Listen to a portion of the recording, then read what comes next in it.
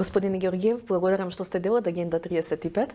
Последниот пат кога зборувавме со вас, рековме дека ќе се навратиме на темата, затоа што борбата против корупција не преслушен извор на анализи и вакви интервјуа.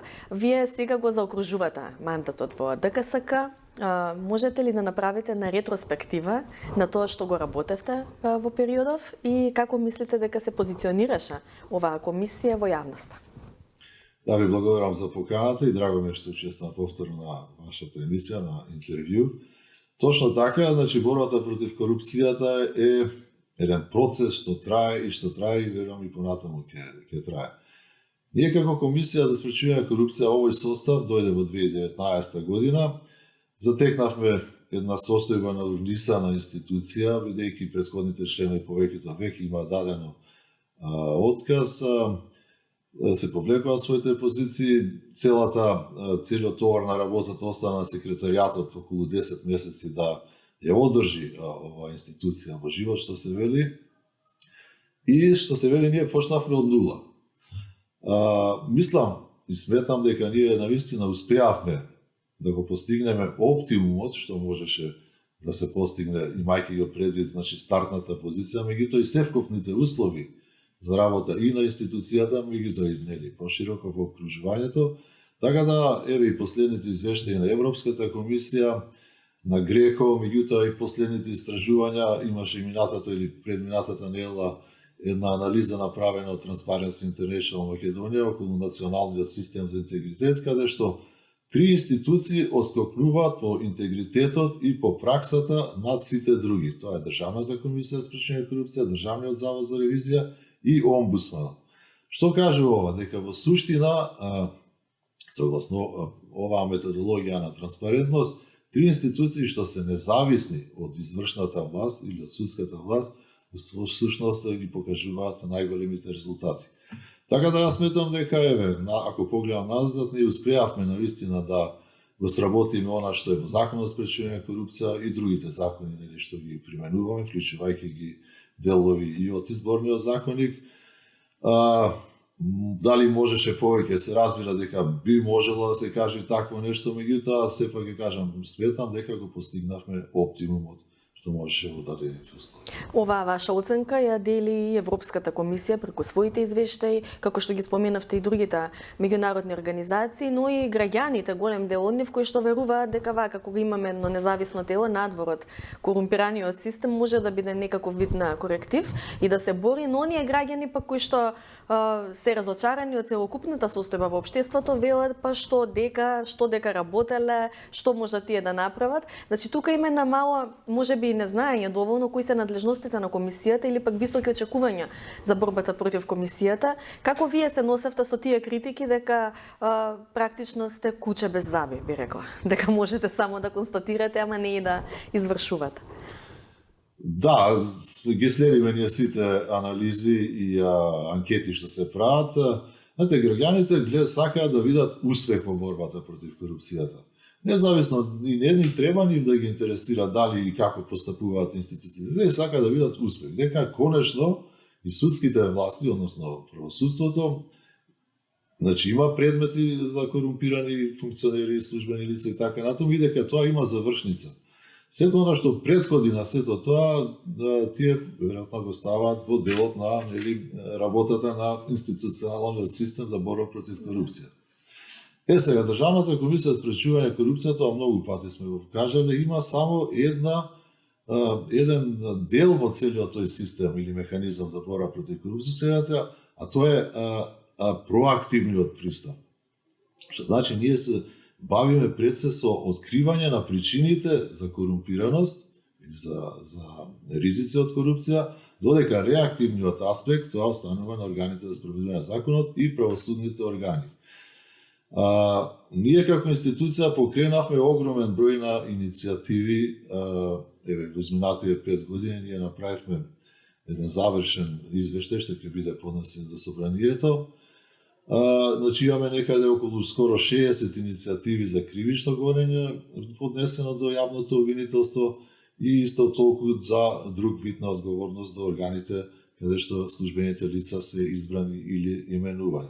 Токму таму е проблемот во тие реактивни органи. Колку тие 60, например, понатаму Така, значи, ниту една не е процесуирана со конечна јавно обвинителска одлука дека ќе се оди во судска постапка. Нити па од судовите нешто и претходните години што имало иницијативи се процесуирани со конечна судска пресуда. Како ја објаснувате, извинете што ќе ве прекинам, но како ја објаснувате оваа огромна дискрепанца помеѓу вашите наоди, вашата анализа и наодот на судот? Значи не зборуваме тука за некоја фина разлика, туку има сериозно голема разлика во тоа што вие го гледате како ризик од корупција и тоа што судот го гледа.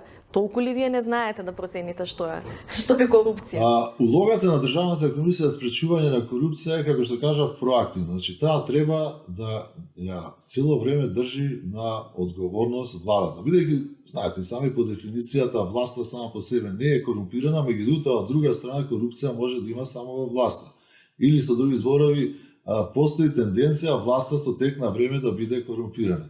Позицијата на Државната комисија за спречување на корупција е постојано да прашува, да држи власта одговорна, да бара информации и податоци, да врши анализи и конечно врз основа на тоа да иницира постапки, да спроведува, да дава мислења или да дава укажувања. Значи, тука начелно завршува надлежноста на комисијата. Се она што следи понатаму е во надлежност на органите, како што кажав, кои што се реактивни, кои што треба конечно да го дадат оној завршен хируршки рез, односно да ги осудат евентуално што ќе бидат утврдени во судска постапка корумпираните лица.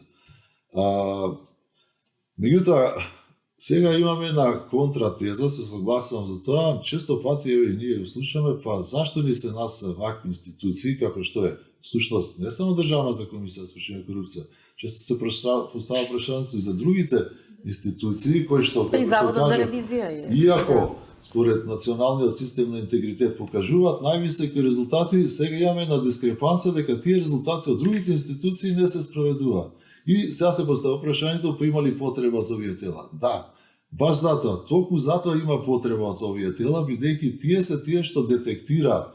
А прашањето треба да се постави кон другите институции. Зашто не постапуваат по иницијативите? Тоа е констатирано веќе 5-та година поред и во извештаите на Европската комисија за предлогот, каде што децидно е наведено институциите пред се од извршната власт и од правосудните органи на власт да постапуваат по иницијативите на Државната комисија за спречување корупција и на Државниот завод за ревизија. Че тука треба да биде сега усмерен притисокот. Може би тоа што е позитивно е што се на некаков начин сензибилизира јавноста повеќе за постоењето на корупцијата, па гледаме дека на сите анкети помеѓу сите оние проблеми, сиромаштија, владење на корупцијата многу високо котира, луѓето сваќаат дека е проблем. И токму е тоа извештајот на МЦМС што беше изготвен и мислам пред неколку недели исто публикуван, јавно обелоденет, дека дури граѓаните стануваат се повеќе свесни за системот, за проблемите со корупцијата и дека се повеќе кај нив се јавува онаа желба да пријавуваат. Впрочем, тоа и токму и го говори бројот на пријави што ние ги добиваме од граѓаните во изминативе 5 години, околу 5000 предмети ние имаме процесирано, што од корупција, што од судирани интереси, што од имотна состојба. Што значи граѓаните се сензибилизираат, што се вели во таа насока и тоа е оној добар аспект. Павелом, борбата против корупцијата не е краткорочна задача. Очигледно дека можеби во нашата земја и предолго трае и уште ќе трае, меѓутоа не смееме да се доведеме во ситуација на она индиферентност или игнорација на институциите што навистина се трудат да придонесат и тоа да биде спротивно на заложбите на самите. Ги споменавте ризиците од корупција кои што одат рака под рака со власта најчесто.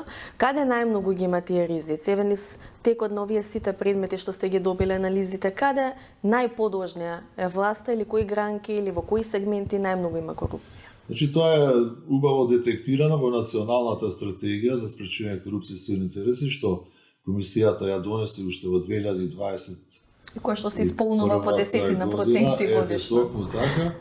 И што собранието е усвои. Значи тоа е документ на собранието, национална стратегија, значи што треба да применуваат сите сектори во општеството. Во креирањето на самата стратегија учествуваа и представници, односно со своје придонес беа и институциите и од извршната власт, и од законодавната власт, и од правосудството. И се разбира од невладиниот сектор, од медиумите и експерти. Значи, тоа што сами се согласија дека се добри активности, добри мерки преземени и собранието кога ја усвојуваше и позицијата и опозицијата се согласи дека се треба навистина мерките што треба да бидат во оваа стратегија да се имплементираат, за жал гледаме дека од тековната власт, бидејќи тие се најнадлежни сепак да ги имплементираат мерките, не се прави тоа. И сега е веќе изготвен и третиот извештај за 23 година, каде што имплементацијата е само 14%. Имавме 20%, па 10%, сега е 14%. Значи нешто сериозно не штима во системов. Очигледно дека постои голема декларативност за борба против корупцијата, сите се полни усти се дека ќе се бориме против корупцијата, особено кога ќе искочат нели овие извештаи и на Европската комисија или црната листа од Соединетите американски држави, но тоа некако кратко трае. Нема одржливост на сето тоа. Ние се обидуваме да постигнеме, веќе почнеме 2 пати годишно да следиме стратегијата, инсистираме владата да ги задолжува министрите да се применуваат мерките што самата влада се заложила дека ги применува, па дури се обидуваме со меѓународните организации да се заложат и да поддржат одредени активности за имплементирање на стратегијата. И ако ми дозволите, само што едно би во оваа насока споменал, една од активностите во националната стратегија беше анализа за ризиците од корупција во правосудството. Тука со поддршка на ОПСЕ ја направивме таа анализа, значи таа за прв пат не беше перцепција на граѓаните, туку беше ставови на самите суди и обвинители. Резултатите покажа дека 50% и од судиите и од обвинителите сметаат дека судството и јавното обвинителство се подложни под влијанија и од извршната власт, и од повисоки инстанции во нивните редови, но и од бизнисот и така натаму. Се тоа ни укажува дека ние во земја имаме навистина еден раздрман, растроен систем на борба против корупцијата. Се детектираат состојбите, меѓутоа некако ништо не се прави што понатаму да се преземе. Да, консензус има декларативен, меѓутоа истовремено има и консензус ништо да не се презема од страна на политичките елити. Очигледно е така. Еви еден пластичен пример за тоа. Знаете дека понекогаш сме и под критика ние на самите носители на извршната власт. Да, во последниот период тоа често се случуваше. Да не идете по кейс на особено министри. некако министерот за односи за Политички систем. политички систем, Да. така. Првиот вице-премиер, поранешниот прв вице-премиер. Да, сега. имавме додеше и од вице-премиерката за добро владење, меѓутоа овој Што е чудно затоа што во низиниот ресор би ние треба требало да соработуваме, а не да се критикуваме. Поготово кога тие критики не се засновани на факти. Но еве вице-премиерот во една изјава кажа дека не е задоволен од работата на Државната комисија за спречување корупција затоа што нема резултати од нејзината работа. Токму тоа јас го велам. Тој многу добро треба да знае кога го прочитал законот кои се надлежностите на ова тело, дека тоа, пак ќе кажам, проактивно тело и детектира состојби, врз на кој што предлага начини како да се раздржаш. Меѓутоа, другите институции треба тоа да го продолжат. Исто како што го ДЗР прави извештај, обвинителството треба да процесира. Сега, од друга страна, веќе во повеќе наврати ние од министерот бараме информации по постапки, по предмети што ги имаме кај нас, што се однесуваат за неговото министерство, тој не игнорира. Прво, не доставува податоци на нашите ургенции, прва и втора, повторно не доставува информации. Му изрековме и прекршочен платен налог, не го плати и сега е пред прекршочната комисија. Што ова укажува? Од една страна вели дека ова тело нема резултати од работење, а од другата страна кога бараме од него информации не достава. Па како он смета да ние имаме резултати ако тој самиот не ги доставува податоците? Укажува веројатно на дрскост и навреда на самите граѓани затоа што злоупотребите на позициите што се права се честопати евидентни.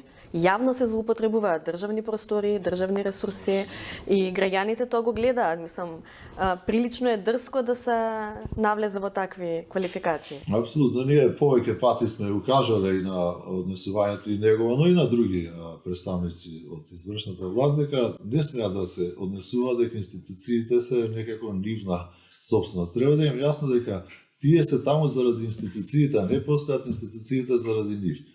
И дека не треба да се злоупотребуваат ресурсите на институциите, просториите, видовме се игра и фудбал, не знам, се прават забави, родендени и така натаму, нити службените возила, освен за потребите на институцијата. Меѓутоа, очигледно дека нема соодветен одговор од власта. Јас верувам дека во други подемократски земји министрите би требало и да бидат разрешувани за такви прекршувања. Некаде и сами уставки се поднесуваат во сериозни демократи. Еве да се навратим и на ова претходното што го кажав, и во оваа насока ние на последната седница ќе ги изречеме, ќе ги кажеме јавно сите министри и функционери за кои што ние се обративме со барање за податоци, а кои што платија прекршочни платни налози, а повторно не ги доставуваат податоци. Да, добро, јавноста да ги знае. Јавноста да знае, меѓутоа, еве нека знаат и а сега и техничкиот премиер какви министри работат во владата, значи не постапуваат по барање на надлежни институции. Изборуваат за борба против корупција. Од друга страна сите се залагаат декларативно. Ја споменавте црната листа на САД, нели сега е во подготовка, во собрание, па има некој застој за да добие повторно зелено светло од техничката влада, новиот закон за рестриктивни мерки. Колку мислите дека ќе помогне тој закон и колку треба практично ние да ги примениме нивните наводи во нашиот законодавен систем? Да. Секоја активност и секоја мерка што се презема во борбата против корупција, начелно би можела да се оцени дека е добре дојдена и дека треба да се закнува системот за борба против корупција. Меѓутоа, прашањето сега се поставува, јас не знам како ќе може воопшто да се имплементира тој закон врз основа на црна листа, веднаш да бидат санкционирани службени лица, функционери, ако е тоа правно издржало во ред. Меѓутоа, може би да не се покаже така во праксата, може би да се покаже ова само како еден повторно, како маркетиншки, не знам, обид дека нешто ќе се прави во борбата против корупцијата. Што сакам да кажам? Дали треба ние да чекаме црни листи да бидат објавени, па да нашите институции се свестат за некои состојби од аспект на корумпираност и така натаму, или извештаите на Европската комисија што укажуваат дека, еве последниот вика дека веќе немаме резултати во делот на правосудство, поглавје 23 и борба против корупцијата. Значи имаме стагнирање тука, не е дека имаме одреден напредок, дека немаме. Всушност тоа е само еден чекор од нивна односно нивна категоризација дека всушност имаме регрес. Сега, ако ќе се излезат такви наводи, односно известувања во јавноста, најнаш сите почнуваат да се загрижуваат, дајте сега да преземеме нешто. Значи, институциите и досега си ја правеа работата. Ние имавме иницијатива за кривична одговорност против Мерко, кој што потоа беше ставен на црна листа, па најнаш поснаа Советот за јавни обвинители и Советот на суди да бараат зашто не се процесуирани тие кривични пријави. Но не гледаме дека нешто политички му фали. Очигледно, да.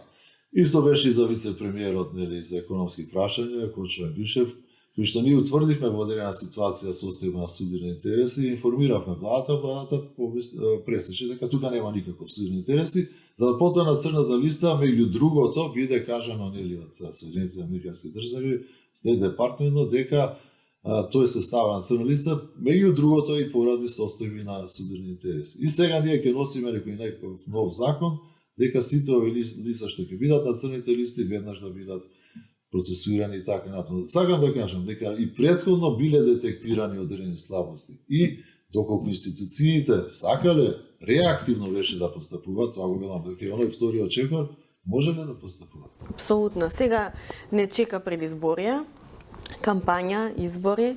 Секогаш луѓето познавачи велат дека тука е еден црн период баш за корупцијата, дека се зголемува ризикот.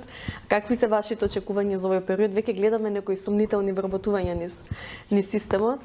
Тоа е практика веќе. Тоа е практика, се сложам тоа што говорите.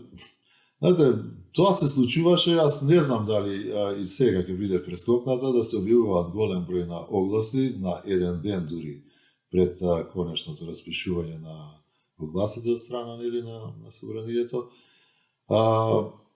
што веднаш потоа се ставаат во мирување. Тоа го имавме со години наназад пред секој изборен циклус такви примери. Значи, Агенцијата за администрација веднаш ги стопира тие и согласно изборниот законник 8А, тие се ставаат во мирување додека трае нели изборниот процес, за да продолжат оние постапки што се запрени по завршување на изборите. Меѓутоа, тука веќе се воспоставуваат клиентелистичките односи. Бидејќи власта еве вели, бидејќи тие ги распишуваат огласите, ние ќе вработуваме, па на одреден начин се сугерира веројатно на електоратот, еве, гласете, знаете за кого би требало да гласате, бидејќи по завршување изборите ние ќе ги завршиме и овие огласи за вработување. Во суштина, значи, тоа е еден механизам за воспоставување на клиентелистички односи помеѓу партиите и граѓаните и обид, би рекол, за влијание врз избирачите. Јас се надевам дека граѓаните конечно ќе бидат свесни после толку изборни циклуси дека не само за вработувањето огласи, туку започнување градежни работи или рекламирање на градежни работи во тек, што 4 години претходно никој не ги споменувал. Така да сега во овој период јас верувам дека повторно ќе се интензивира се со обид да се придобијат гласови, а после тоа повторно 3-4 години ништо да. Апсолутно. Сме го виделе веќе филмот како се вели. Не ли е малку чудно да имаме ваква стагнација во борбата против корупција паралелно со скрининг процесот кој што течеше? Очекувањата беа дека барем тој некако ќе помогне, но веројатно како и црната листа, доколку дома се нема вистински капацитет и волја за да се спроведат тие наоди на сите институции, тешко дека и скринингот може да помогне. Вие често пати одевте во Брисел, бевте дел од целиот тој процес. Како гледате на самиот процес кон него и колку може на вистина да ни помогне доколку дома има сериозна политичка волја? Па да, скрининг процесот беше навистина добредојден, јас би рекол, во таа фаза. Минатата година, цела година имаше 32, 3 повдела, колку 35 всушност. Се спроведаа тие скрининзи, вклучувајќи го и поглавието 23, јас бев таму. Значи, експертите од страна на Европската комисија ги детектираа состојбите. Се разбира, добар беше инпутот неспорно на нашите институции, отворено се говореше за слабостите и сега извештајот е тука. Значи, точно се знае каде и колку и како да се интервенира за да се подобрат процесите.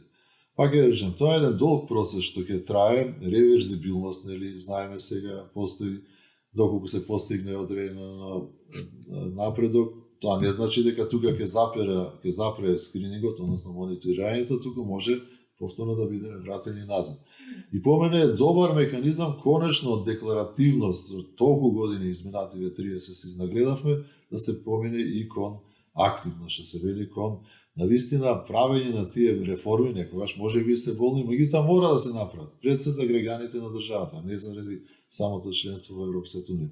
Но јас верувам дека кој да победи на следните избори, дека сериозно ќе се зафатат, конечно, се надевам, барем со имплементирање на одите од скрининг процес. Интервјуто би го завршила со реченица што ја кажа претседателката на антикорупцијската Билјана баш пред некој ден, дека функционерите немаат срам и дури кога се соочени, тоа го отворивме низ разговоров неколку пати, дури кога се соочени со еклатантно прекршување и на законските и на етичките норми, многу не се загрижени затоа што тој некој електорат веројатно сигурно гласа за нив без разлика на поведението. Колку е важен тој аспект на срам во практикувањето на политиката и на јавната служба? Знаете, едно е да се постапува по законот и тоа секој би требало да си го прави. Меѓутоа, другиот аспект е она што го велиме интегритетот, односно етиката, моралот на службените лица. Значи, не секој постапување е спротивно на закон. Меѓутоа, од друга страна, самото неетичко, па дури и однесување спротивно на интегритетот, на позицијата што една институција треба да има, и навистина, кај нас сметам се уште на многу ниско ниво. Кој кажав примерот, со дузина министри што ги злоупотребуваат на одреден начин, можеби не е тоа кривична одговорност, меѓутоа ги искористуваат привилегиите што ги имаат за работи што не се од интерес на државата. Значи, повеќе за свој личен или за партиски интерес.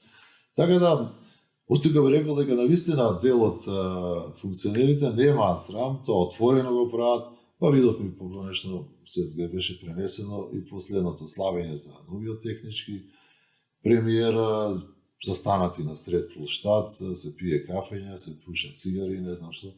Едноставно, значи, треба секој да свати дека кога ќе дојде на позиција треба да се однесува скромно и во согласност со принципите, со принципите пресед на интегритет и согласно законите, со цел и понатаму граѓаните да имаат доверба во тие функционери. Ќе следиме како ќе се однесуваат и новите функционери после изборите, но и новиот состав на ДКСК, ќе следиме и нивната работа. Ви благодарам што бевте дел од Агенда 35. Да, ви благодарам јас, сега сме задоволство да учествувам повторно на вашата емисија и јас се надевам дека следниот состав на комисијата ќе си продолжи онака работата како што е утврдено во закон.